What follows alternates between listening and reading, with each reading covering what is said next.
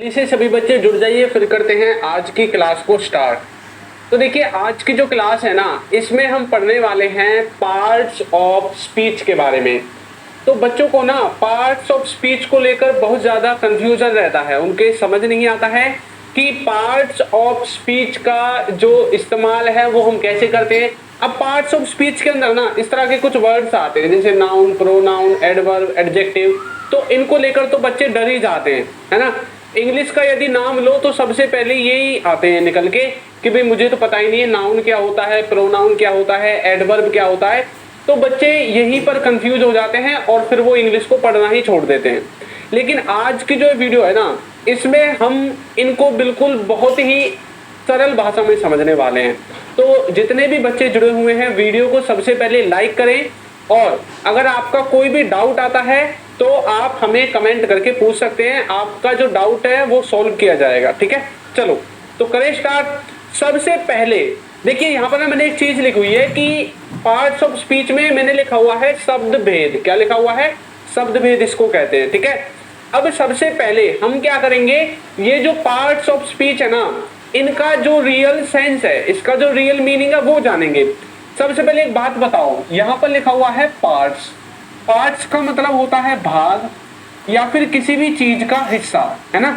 यही तो होता है किसी भी चीज का पार्ट का मतलब।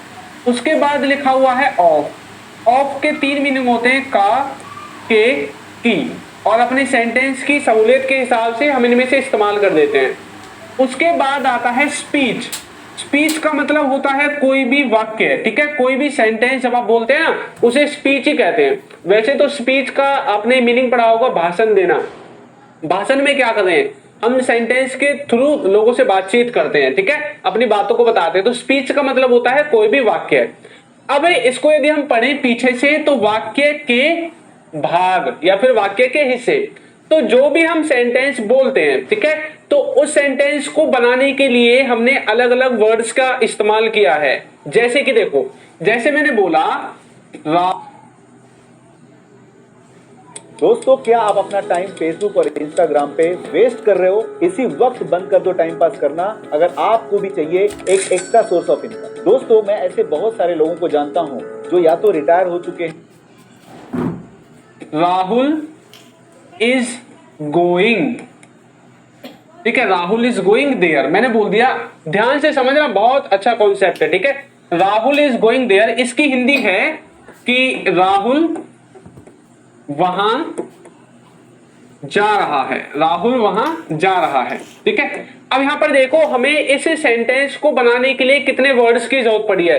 सबसे पहले हमने राहुल लिया, फिर वहां, फिर जा, फिर रहा, फिर है, यानी कि 1 2 3 4 और 5 टोटल वर्ड्स हमने लिए हैं, ठीक है। इधर देखो, एक राहुल, दूसरा इज, तीसरा गोइंग, और उसके बाद हमारा 4th नंबर पे आ जाएगा देयर, ठीक है। तो अब इन वर्ड्स का कुछ ना कुछ मीनिंग होगा। जब हमने इसको इस्तेमाल किया है तो कुछ ना कुछ इनका यहाँ पर मीनिंग होगा, इनकी कुछ ना कुछ इंपॉर्टेंस होगी। यहाँ पर भी हमने सेंटेंस में इसको इस्तेमाल कर दिया। ऐसे थोड़ी कहीं से भी कुछ भी उठा करके सेंटेंस को बना दिया और उसने सेम टू सेम ये सेंस दे दिया, नहीं।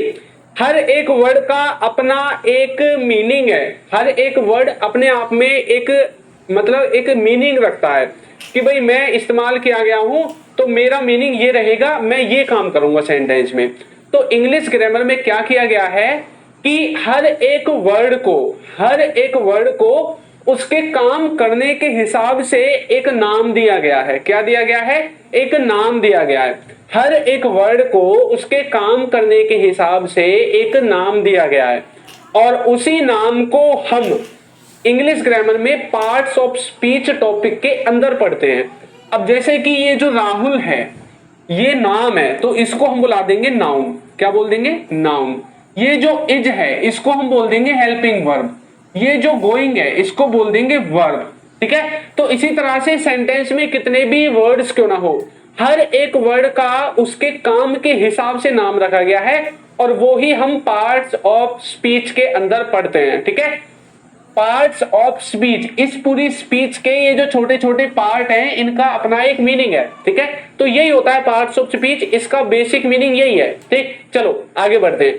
अब ये जो पार्ट्स ऑफ स्पीच है ना, इनके काम करने के हिसाब से इनको 8 भागों में बांटा गया। ठीक है, ये टोटल 8 प्रकार के होते हैं जो हमारे पार्ट्स ऑफ स्पीच होते हैं, जिसमें से नाउन, प्रोनाउन, एडजेक्टिव और एडवर्ब होते हैं, और एक तरफ एडवर्ब, प्रीपोजिशन, कंजक्शन और इंटरजेक्शन होते हैं। अभी भी आपको लग सकता है कि भाई देखने में पता नहीं क्या है, ये कोई बम का गोला है क्या जो मतलब हम पे गिर ही नहीं रहा है। ऐसा कुछ नहीं है, कोई पहाड़ नहीं है। आज देखना आप वीडियो के लास्ट तक जाते जाते आपको ऐसा लगेगा बस यही था क्या, इसी से हम डरते थे आज तक। ठीक है, तो आप इनको बिल्कुल समझ जाओगे। तो नाउन को हिंदी में कहते हैं संज्ञा, प्रोनाउन को सर्वनाम, एडजेक्टिव को विशेषण और वर्ब को कहते हैं क्रिया। इसी तरह से इनके भी हिंदी नाम है, बड़े बड़े, आप देख लेना खुद ही। ठीक है, चलो तो सबसे पहले हम किससे स्टार्ट करेंगे? नाउन से स्टार्ट करेंगे। किससे स्टार्ट करेंगे?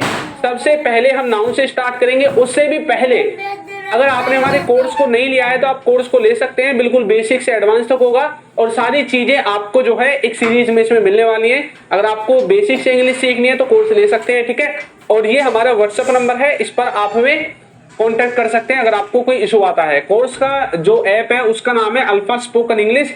ये रहा इसका लोगो, आप डायरेक्ट प्ले स्टोर से